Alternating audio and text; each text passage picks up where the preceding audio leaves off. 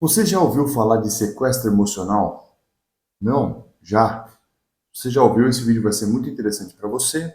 E se você não ouviu, esse vídeo também vai ser interessante para você, para você saber se você já passou por isso sem ter reconhecido que passou por um sequestro emocional, ou se você conhece alguém que está passando por isso ou passou por isso e precisa procurar uma solução para o seu emocional, para que trate isso, para que isso não venha a se prolongar ou não venha a acontecer novamente e leve a um resultado muito ruim que pode levar até a fatalidade da pessoa ou a pessoa acabar levando uma outra pessoa à fatalidade. Existem casos muito sérios, pessoas que acabaram tirando a vida, pessoas que tiraram a vida de outras pessoas por causa do sequestro emocional. Vamos falar um pouquinho disso, vem comigo para você entender um pouco, pegar esse conhecimento, levar para as pessoas que você ama, para as pessoas que você tem carinho, que você cuida, que fazem parte da sua vida, fazem parte da sua comunidade. Então vem comigo e vamos aprender um pouquinho sobre isso.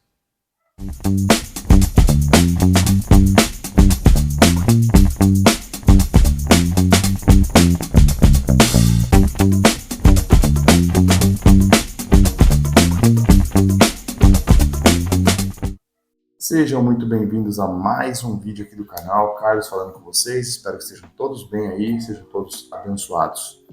Muito bem, pessoal. Sequestro emocional, sem muitas delongas, tá?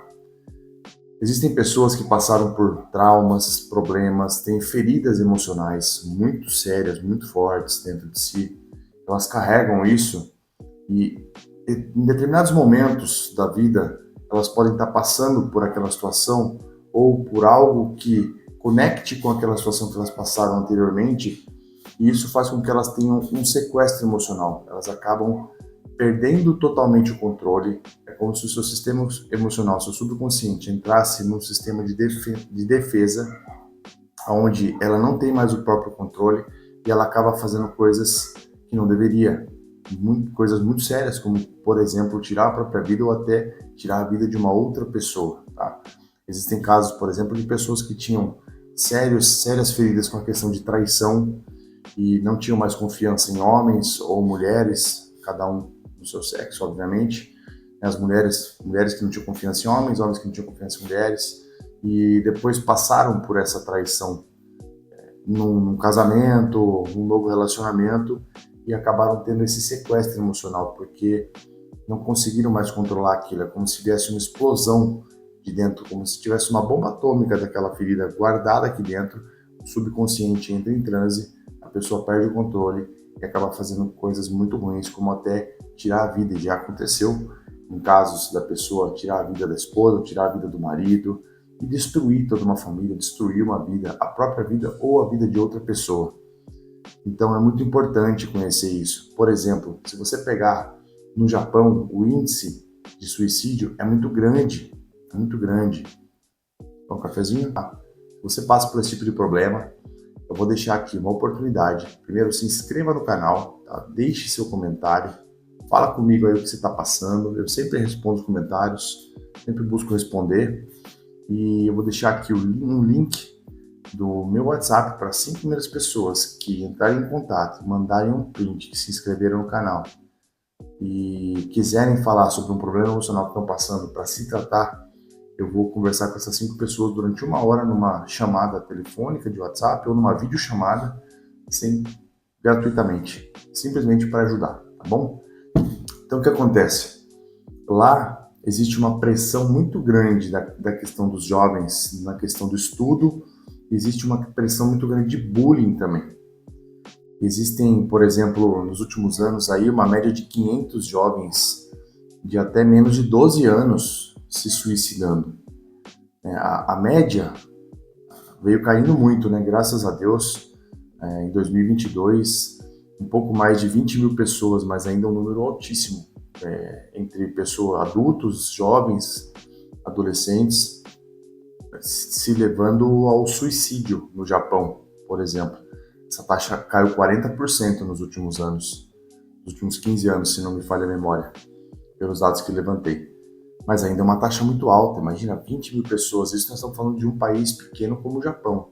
E isso acaba influenciando em toda a situação do país. Por quê? Porque quando os jovens, pessoas ali entre 12 e 30 anos começam a se suicidar, você tem uma inversão da taxa de natalidade muito grande, ou seja, a população está envelhecendo e não tem mais jovens para repor a população. Então eles estão fazendo um trabalho muito forte para que essa taxa caia cada vez mais, para tirar essa pressão. O que acontece, usando o exemplo do Japão? Por que eu peguei o exemplo do Japão? Poderia pegar o Brasil aqui, poderia pegar outro país. No Japão eles têm uma questão muito de honra, de família, de conquistar o status, tudo isso envolvido, né? E se aplicar o estudo pesado, muito afinco, e isso faz com que eles desenvolvam muito o lado do QI, que é o quociente de inteligência. A gente conhece, o teste de QI para saber se é inteligente e tudo mais, beleza. Essa é a inteligência racional, inteligência de resolver problemas e tudo mais. Agora existe o QE, que é o coeficiente emocional. E esse coeficiente emocional acaba ficando de lado. E aí esses jovens vêm passando por pressões, vêm passando por pressão de família, muitas vezes não conquistam a vaga na faculdade, não conquistam aquele emprego que a família sonha que aquele jovem realize. E é um problema, porque esse jovem está realizando um sonho da família, não um sonho dele mesmo. Muitas vezes ele nem queria estar fazendo aquilo, ele está fazendo para honrar a família. Aí quando ele não consegue, ele sofre esse sequestro emocional, porque ele já passa por tanta pressão, tanta ferida, pais em cima, ou seja, muitas vezes ríspidos além da conta, muitas vezes depreciando as qualidades do seu filho, e aí esse jovem acaba se levando ao suicídio. Isso acontece lá no Japão, como eu dei o exemplo, acontece nas questões de relacionamento, acontece com questões de trabalho, onde você já passou por um trabalho que você era severamente oprimido, ou era um trabalho com severamente oprimido, ou era um trabalho com uma hierarquia abusiva, ou seja, um chefe que usava de baixo calão para falar com você, e aí você ficou com uma ferida muito grande, e quando você passa por aquilo de novo num certo momento, se você não tratou, você surta, você explode. Então é muito importante vocês entenderem que tem que tratar o quociente emocional. Você tem que elevar o seu nível de controle emocional. E aí existe uma pergunta que é muito interessante para se você fazer quando você passar por momentos desse tipo. Se você tem uma ferida, busca tratar ela. Você tem que ressignificar, você tem que tirar isso para fora, você tem que perdoar as pessoas que causaram isso, você tem que entender que não foi você que causou isso, que foram outras pessoas. Não tem por que você ficar levando esse sentimento de outras pessoas dentro de você. Você tem que vir trabalhando isso e começar a criar novas janelas, começar a criar memórias boas. São janelas light, que a gente chama, que vem de um termo até que August Cury usa. Então, assim, se você usa essas janelas, se você constrói boas memórias, você começa a criar um novo quadro que começa a suprimir e jogar essas janelas ruins, traumáticas, para trás até que elas sejam apagadas.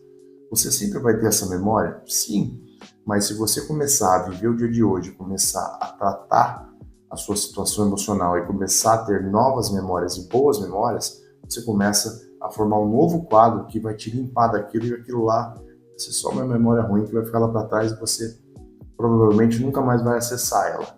Ela começa a ser fechada, ela começa a ficar lá num ponto que fala assim, não tem por que mais acessar isso. O seu inconsciente começa a abandoná-la. Beleza? E faça a seguinte pergunta. Quando você passar por uma situação dessa, onde você ainda não tem esse controle total, onde você está passando por uma situação difícil de emocional, estresse, ansiedade, pergunte a si mesmo, o que um sábio faria nesse momento? O que uma pessoa sábia faria nesse momento? Quando você se faz a pergunta, você você trava o seu fluxo de pensamento, está te levando por um caminho ruim, e você vai parar para analisar. O seu subconsciente vai falar, peraí, vamos buscar referências aqui do que poderia ser feito nessa situação. E aí você começa a tomar novas decisões, começa a tomar decisões melhores, começa a tomar um caminho mais assertivo, tá? Vamos construir novas emoções, construir um controle emocional para que você possa realmente usufruir da vida, ter liberdade, ter felicidade, ter alegria e levar uma vida leve, tá bom? Lembre-se, sabedoria não tem preço. Deus acredita em vocês e eu também. Valeu, forte abraço.